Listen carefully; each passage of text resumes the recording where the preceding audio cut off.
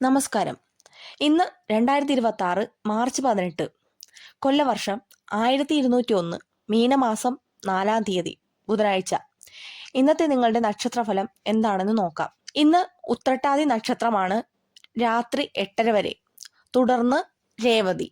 മേടം രാശി, അശ്വതി, ഭരണി, കാർത്തിക കാൽഭാഗം. ഇന്ന് സമ്മിശ്രമായ ഫലങ്ങളാണ് പ്രതീക്ഷിക്കുന്നത്. പുതിയ സംരംഭങ്ങൾ തുടങ്ങാൻ അനുകൂലമായ സമയമാണ്. സാമ്പത്തിക കാര്യങ്ങളിൽ മിതത്വം പാലിക്കുക. ഇടവം രാശി, കാർത്തിക മുക്കാൽ ഭാഗം, രോഹിണി മകയിരം അരഭാഗം. കുടുംബത്തിൽ സന്തോഷം നിലനിൽക്കും. ജോലി സ്ഥലത്ത് അംഗീകാരം ലഭിക്കാൻ സാധ്യതയുണ്ട്. ആരോഗ്യകാര്യങ്ങളിൽ പ്രത്യേകം ശ്രദ്ധ വേണം. മിഥുനം രാശി, മകയിരം അരഭാഗം, തിരുവാതിര പുണർദം മുക്കാൽ ഭാഗം. തടസ്സപ്പെട്ട കാര്യങ്ങൾ പുനരാരംഭിക്കാൻ സാധിക്കും. സുഹൃത്തുക്കളിൽ നിന്നും സഹായം ലഭിക്കും. യാത്രകൾ ഗുണകരമാകും.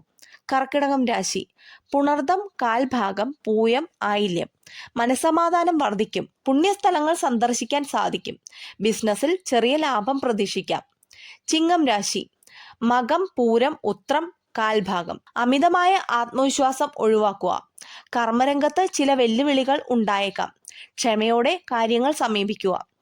കന്നിരാശി, ഉത്രം മുക്കാൽ ഭാഗം, അത്തം ചിത്തിര അരഭാഗം. പ്രതീക്ഷിക്കാത്ത ധനലാഭം ഉണ്ടായേക്കാം. ദാമ്പത്യ ജീവിതം സമാധാനപരമായിരിക്കും.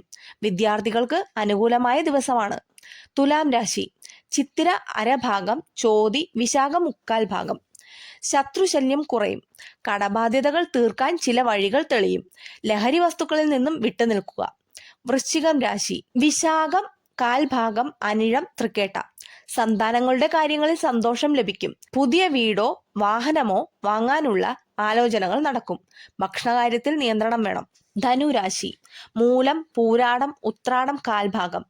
മാനസികമായ അസ്വസ്ഥതകൾ മാറിക്കിട്ടും. ജോലിയിൽ സ്ഥാനക്കയറ്റത്തിന് സാധ്യതയുണ്ട്. പണം കടം കൊടുക്കുന്നത് ഒഴിവാക്കുക. മകം രാശി, ഉത്രാടം മുക്കാൽ ഭാഗം, തിരുവോണം അവിട്ടം അരഭാഗം. കർമ്മരംഗത്ത് വലിയ മാറ്റങ്ങൾ സംഭവിക്കാം. സഹോദരങ്ങളിൽ നിന്നും സഹായം ലഭിക്കും. ആത്മവിശ്വാസം വർദ്ധിക്കും. കുംഭം രാശി, അവിട്ടം അരഭാഗം, ചതയം പൂരുട്ടാതി മുക്കാൽ ഭാഗം. വാക്കുകൾ ഉപയോഗിക്കുമ്പോൾ ശ്രദ്ധിക്കുക.